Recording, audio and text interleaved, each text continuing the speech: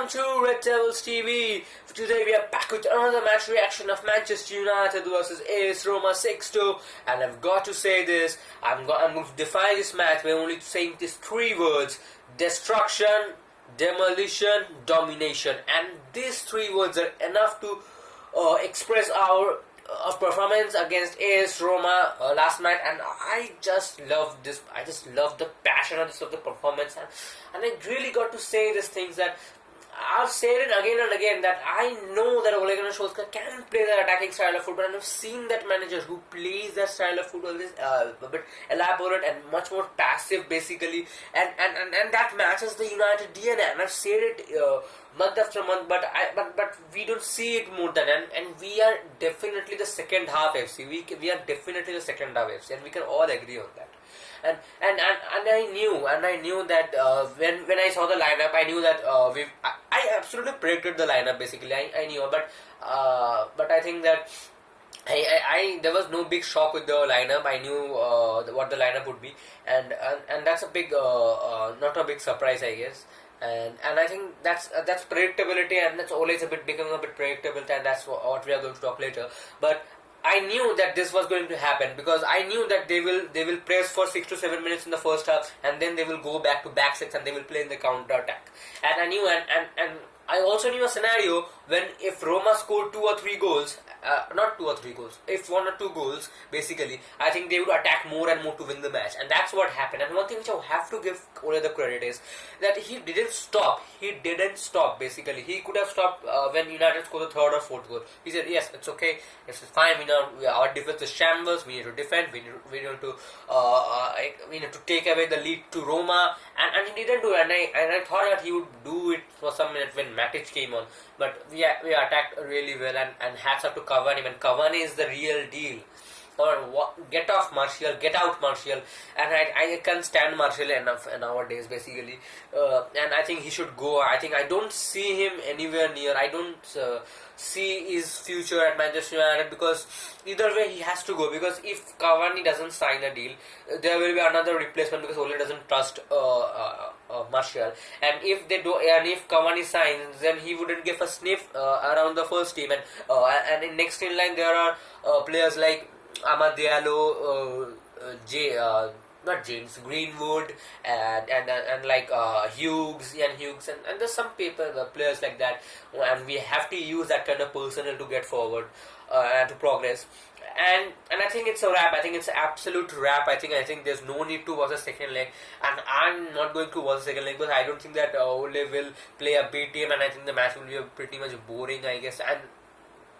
And we have seen it before. I think we have seen it before, so I don't think that there is no. But we should not be absolutely careless, because they can score 5 goals and they have the capability to do so.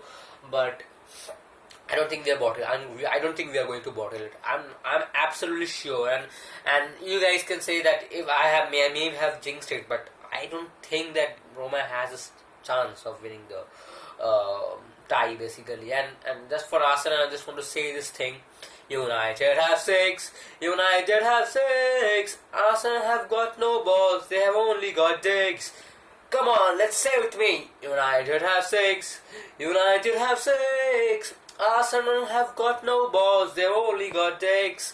And those brats wanted Emery to be sacked, and now Emery and Arsenal just got fucked by good evening, and I like it more, and I just love the banter which is going around Arsenal, and people saying that Arsenal is a legendary club. I don't think so. I think they had those fluke years under Wenger, and people think that they are a big club, but I'm not going to delve into that. And I think that the final will be between United and Villarreal, and I don't think that Arsenal has a chance unless Villarreal absolutely bottle it in the second leg.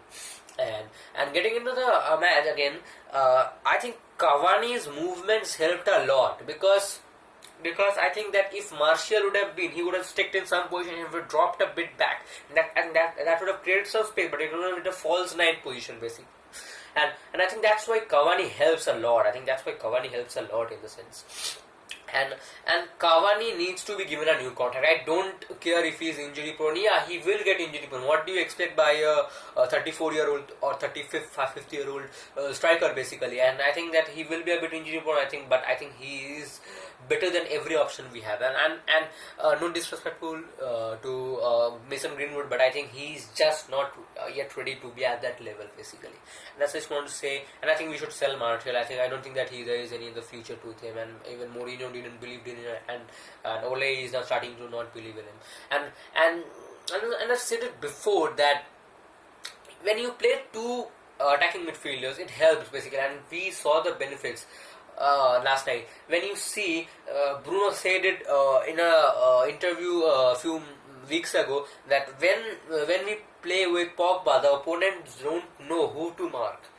Either they can mark me, but Pogba goes free. They can mark Pogba, and I go free, and that's what they create spaces a lot, and I think I think Bruno has hit the nail on the jar basically, and I think he has done. I think he has said the exact thing, and we know when and I think it's a bit controversial, but I think Marcus Rashford should not play in the right wing. I think because he can't create, and his attacking prowess is absolutely sacrificed. So I think that Greenwood should play. And when we play with strikers like Greenwood and Rashford in the wing position, I think we are a bit attacking, but I think they don't give much passes or much service to the attacker. That's why they don't get much goal, and that's why Martial don't get much goal. And I think I'm going to cut some slack here of Martial, I think definitely. But when you play a creator like Donny Van de Beek on the right wing or Pogba in the left wing, and I think the striker will score goals. And I just don't understand why is Ole playing Rashford. I just don't. He's not fit, mate. He's absolutely not fit. He is playing to the pain barrier. I think he has been not fit since December. I think he's been playing with a back injury which he got last year against Norwich, and I think that hasn't improved much since that time, and I think he needs rest, and we should use Van de Beek on the right wing, but I don't know why he doesn't use him. What vendetta, what revenge he wants to get from not playing Van de Beek. I just don't understand this.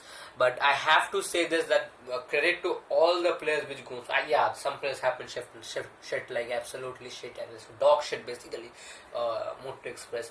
And those players are as usual Victor Lindelof, Harry Maguire, Scott McTominay. I think I won't say Fred played dog shit, but I think he was very good because he got that ball in, and Fred was the CDM which we require every time and which we want to see. And Fred played that kind of CDM. You can take the ball on the back foot, pass it through, take the ball, tackle the opponent, and then he can pass it through and circulate it through. And I think the passing range was what also flattened me really, because I think that passing range was really good, not gonna lie. I think it's a big improvement to what we have watched earlier, and I think his passing range has a bit improved, or was it a fluke one match? I just don't know. I think the time will only tell. And I think, and coming on to the next match against Liverpool, I think if we play like this, we can absolutely crush Liverpool. We can absolutely demolish them basically. And Liverpool aren't that much great, and so I think that there's nothing to be worrying about. I think we should not underestimate them, but they are not the Liverpool of the past 3 years basically. They have a weekend. They have weekend spots. So I think we should go with the intention like we had in the last match of the second half basically. And United really played well, and Ole, why doesn't Ole understand this? Just when he sets the breaks off, we are a better team. We're definitely a better team with a better playing style, with a better philosophy, and I think Ole needs to understand this. Ole definitely needs to understand this, and if he doesn't understand it, I think the fans will turn against him, and that proved costly against LVG and Mourinho. So I think he needs to understand it. And I think there is also one thing which I can see from Ole's perspective is he is a bit cautious about, and I think he is a bit perceptuous. What I want to say is that he says that if you can't score a goal, don't concede a goal, and just don't score, just don't concede a goal when you need to score a goal, and I think that's what his philosophy is all about, I guess. And props to him. his tactics really worked in the second half, and I think people like Paul Scholes and Owen Hargreaves were saying that in the BT Sport in the second half that they need to change the midfield, and I think Ole got a bit pissed off in the post-match interview, and he said that those two has to pick the players separately, and I think that indicates that how much he loves McFred basically, and how much he loves Megalov basically, and his insistence to keep those at the team basically, and I think that shows his why he loves them, because he does the job, because they do the job what Ole has assigned them. I think, and we have seen these things that people say McFred is defensive. I may agree to a certain point, but I also disagree to a certain point, because I think playing McFred is not as defensive as people think. But if you are instructed to place the back six with any player, you can play back six, but they can be attacking on the wing. And the thing which I want to say is that there have been a lot of speculations that can they attack, that can they play a more attacking brand of football, can they play a bit fast playing football, and I think. And they really proved that they can do, but they need the permission from Ole. And the strategy has to be like that we have to play, we have to press, we have to swarm the opponent midfield. I think they're really doing it. And that's a really good playing style which we have to continue till the end of the season. And we need some backing, and we definitely need some backing for fuck's sake. And Eric Bailly's contract, I don't think why he is given a contract. I just don't know. I don't get it basically. I absolutely don't get it. Why they gave such a lucrative contract to someone who hasn't played more than Harry Maguire, but he's been only for 2 years, and Eric Bailly has been for 5 and 6 years basically, close to 6 years. So I just don't understand. But yeah, just like cliche United or Glazer thing, that they want to give their existing players much more contract, to extend their contract, because they don't want to buy new players basically. And I get it, I absolutely get it. But if they don't want to buy a center back, they have to buy a center defensive midfielder and a right winger, because we have listened it for a long, and I have also heard it personally for a long time, that United want to buy a striker and they want to waste 150 to 200 million on that. And my stance is, it's better to throw that money in the bin basically, and I think it's better, because that wouldn't work, and I think 150 million should be given to the poor in the sense. And that would have been much more helpful other than that, because we play a back six, we play a defense side of football, they won't get the service. And 150 million down in the bin basically, so it's better to put the money in the bin so that someone gets it basically. You can get my analogy right basically. So I think then we don't need to sign a striker, because a striker is just like putting the cherry on the top of the cake, and our cake is baking. We haven't made the cake, and people say, "Oh, we bought Eric Cantona and we won 4 Premier League titles in 5 years. Oh, we bought Deutsche York and Andy Cole, and we won the treble, and we got a hat-trick of Premier League titles." I agree with that fact, but they had a best team in the world. They had the best team behind them in the world basically, and not definitely. If you can agree with it, I think they had the best team in the league basically. You cannot agree that the best in the world. I think that's a bit arguable basically to some extent, but I think they had a great team behind them. But they haven't got a great team around those players. And if we buy and if Cavani goes, I think we should look for a cheaper option like Andres Silva. I think he would cost not more than 40 million to 50 million. So I think that would be a great option. And my personal stand on the transfer window is that I definitely know that they won't sign a centre back. They won't sign a centre back. And if they wanted to sign a centre back, they wouldn't have gave Bay a lucrative contract like that. And if they want to buy a centre back, I think they will buy fucking Ben White or Tyrone Mings, and I think they are not at the contract. So why should we waste a 30 million when we can buy? And United's budget is very low until we sell some players. Basically, we need to sell Dalot, Lingard, and Despera, and I think these 3 assets have a good option. I think we need to sell one of the goalkeepers also. My personal we have to sell Henderson, because first of all, De Gea is a legend and he doesn't deserve, because he's in great form, and we will have a tough time. We will have a tough time selling David De Gea, because he is on 350 to 375k per week, and if someone wants to, and his value is around 50 million, so nobody will pay that kind of transfer fee and then pay that kind of a wage. So I don't think we won't be able to sell it. If we sell it, I think it will be around a huge value, because that's what happened in against players like Lukaku and Zlatan and Alexis Sanchez and Di Maria also. So I think we don't need to do a deal like that, and I think that we need to sign a central defensive midfield and a right wing. And my personal opinion on right wing is not Jadon Sancho, because it will cost fucking 100 million, and I just don't get it. What Borussia Dortmund think? They think they're the boss in the whole world when they're not, and they are not clearing the stands basically, and they insist on getting 100 million for Sancho, and I don't think that we should go for the deal again. I think we should go for lucrative, for a creator basically, for a creator, not a goal scorer like Pedro Neto, Rafinha, and Oyarzabal. These three are my prime three options. And for the CDM, Declan Rice. NDD, I don't want NDD. NDD is good defensive midfielder, but it will cost hell, and it will cost us one arm and one leg basically. A Declan Rice, and if you want a cheaper option, I think Bissama is good, even Bissama at Brighton, and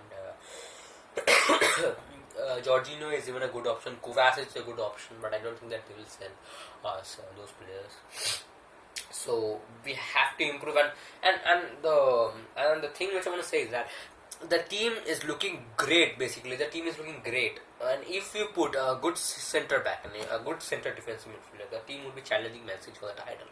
And all I need to realize is that his priorities don't lie in the centre forward position. His priorities lie in the centre defensive midfielder and centre and right wing, or a centre defensive midfielder.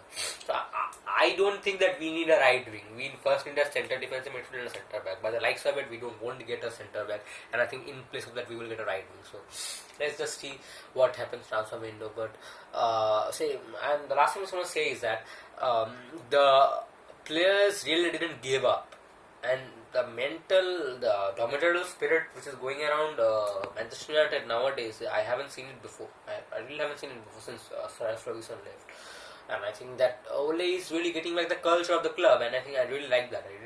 Absolutely appreciate that for that. And my match reaction performance would be, for the attack would be 9 out of 10. It would be 9. And for the midfield it will be 8, and the defense, especially for the centre backs, I think it's 7 basically. So, and the goalkeeper was 6 basically. So that's my match reaction rating basically, and I will back with the match preview of Manchester United versus Liverpool. And thanks for watching. Please smash that like button. If you did enjoy this video, please subscribe so you do not miss a single upload. And stay safe, stay healthy, because it's times because it's a dangerous time. The coronavirus is spreading daily basically. So stay safe, stay healthy, and I'll catch you next time.